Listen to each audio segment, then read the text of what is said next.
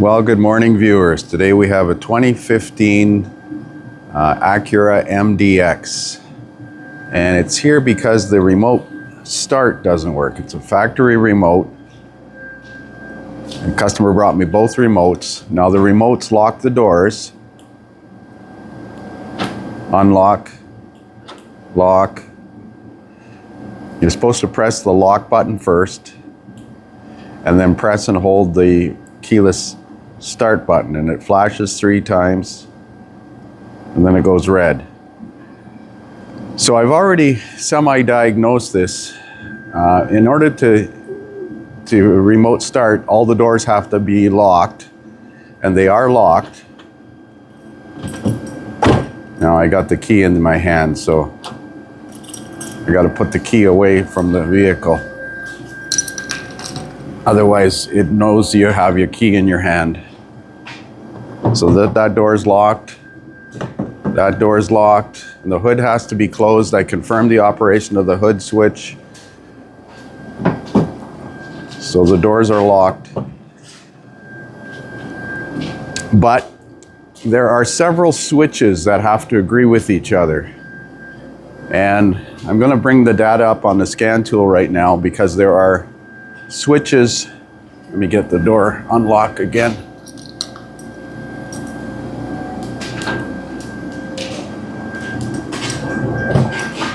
There are switches on the lock knobs, and if I operate this switch, there is an electrical switch in the latch assembly that has to show that the door lock knob is locked.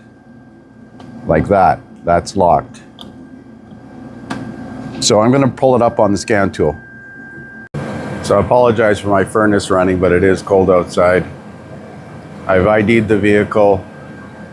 2015 Acura, I think I said 2015, Canada.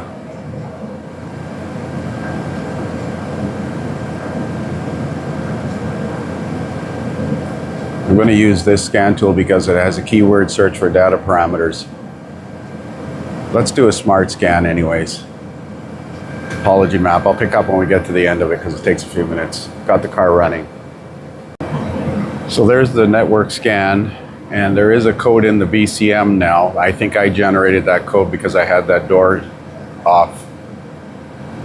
Power window master switch, lost communication with front passenger power window switch. Yeah, I had the connector between the left rear door pillar and the left rear door disconnected, so that's probably generated by that. But we're going to go into the BCM and we're going to look at security data and read data stream. Now there are 27 data parameters. Now you can see the driver's door switch unlock, driver's door switch unlock. This is the actual switches. I'm looking for the lock knob, so I'm going to do the keyword search for knob.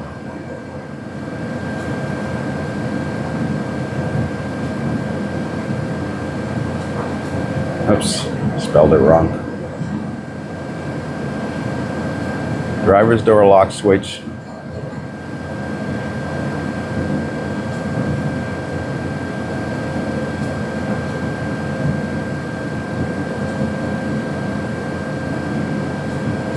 So driver's door, left rear door, driver's door, passenger door. Select, say OK, and graph them. So now when I use the keyless entry, where's the key fob? To lock the doors. It won't lock the doors with the key in the vehicle. I'm going to go and operate the left rear door sliding side lock knob switch lock. See, that one says off, off, on. So I'm going to operate it now.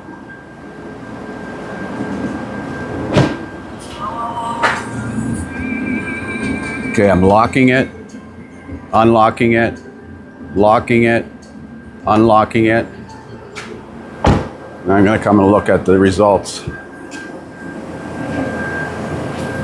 Nothing changed state. So I'm going to do the same thing on the passenger rear door.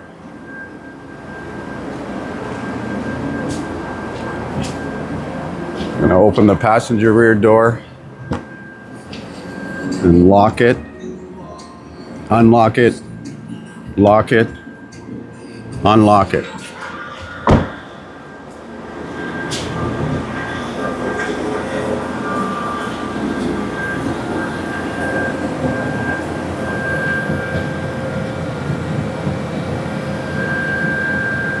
So I built a data list of the door locks, driver's door lock knob switch in the lock position and the unlock position, left rear door lock knob switch in the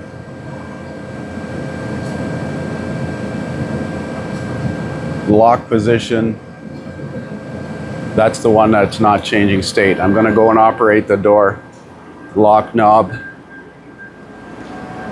and it doesn't change state. It's locked, unlocked, locked, unlocked. And it did not change state if I miss it.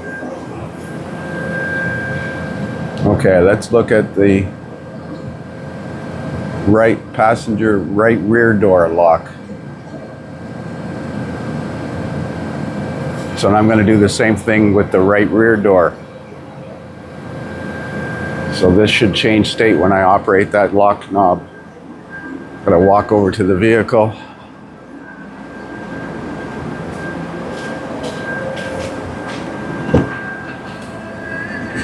Lock, unlock, lock, unlock.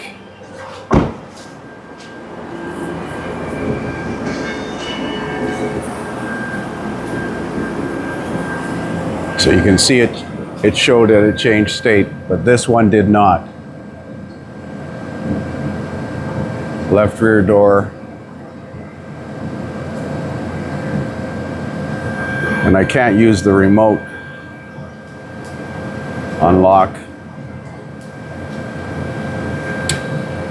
And it stops communicating if I shut the key off, so I can't do this. I got to do it running, but I can't lock the doors with the keys in the. Well, maybe if I take the key out of the cab.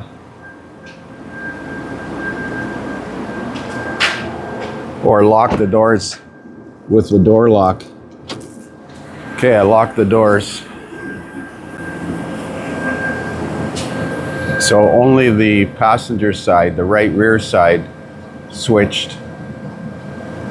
So I've already checked the wiring between the left rear door and the pillar, and it's good. So let's take the door panel off.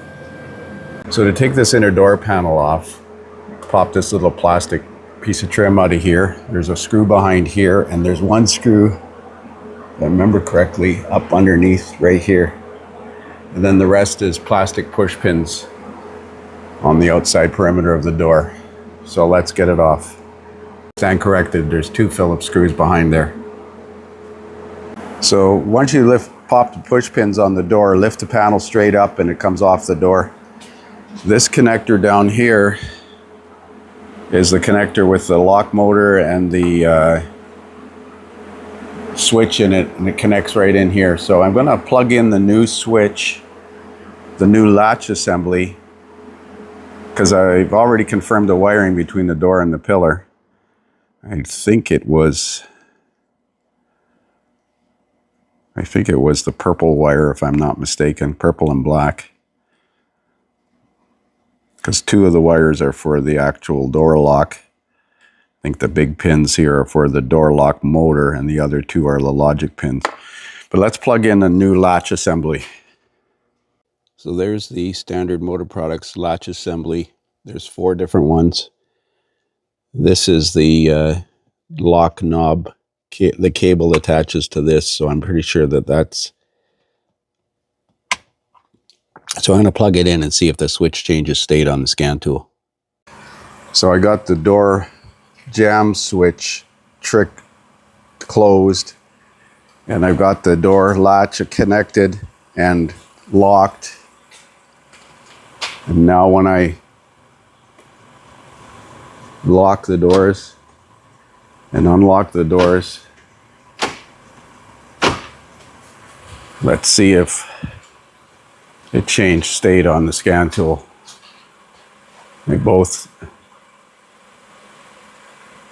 say on now.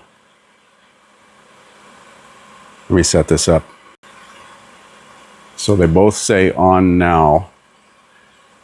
And I'm gonna change the status of the door locks. I think they're locked now. No, they're unlocked. Now they're locked.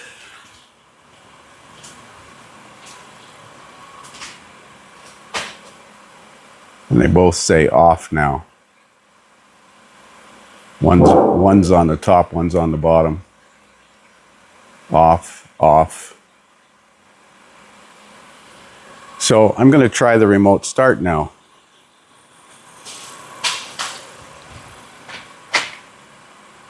So in theory, this should work. I've got the simulated door closed. Lock. Press and hold the button.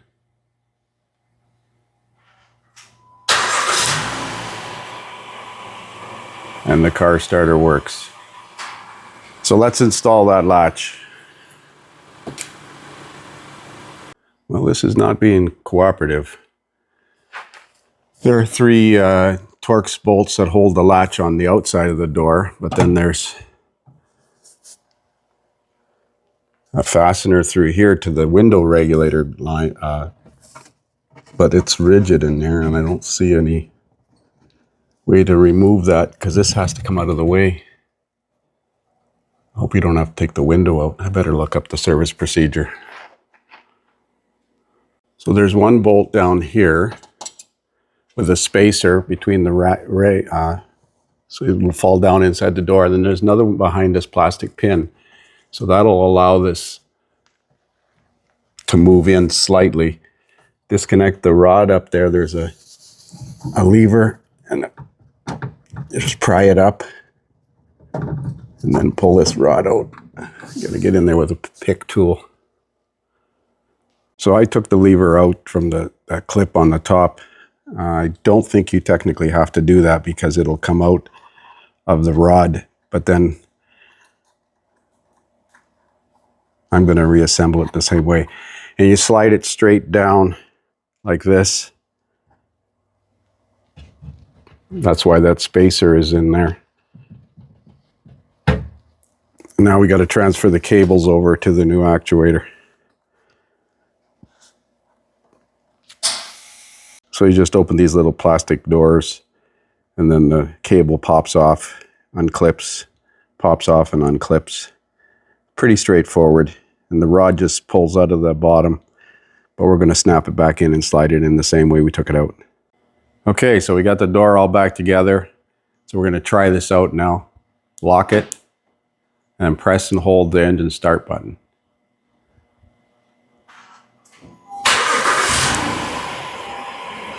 So again, if it doesn't think one of the doors is locked properly, it won't work. So that was the fix to replace the latch. Thanks for watching.